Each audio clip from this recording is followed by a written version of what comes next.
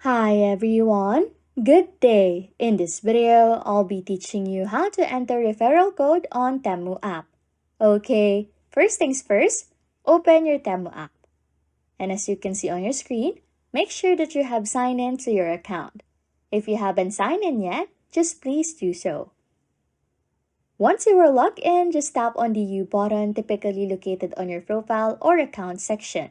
It might look different based on the app's interface, but it is usually a user or profile icon. In the menu that appears, just look for an option related to coupons and offers. Tap on that option once you have found it. Inside the coupons and offers section, you'll find a box at the top where you can enter your referral or coupon code. Just input the referral code you have received or want to use into this box.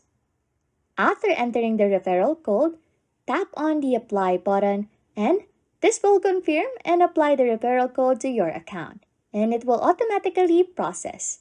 Anyways, if you like content like this, don't forget to subscribe to this channel or comment down below any tutorials you want us to make, so we can help you. And that's it. You can now enter referral code on Temu app. Thanks for watching and happy scrolling.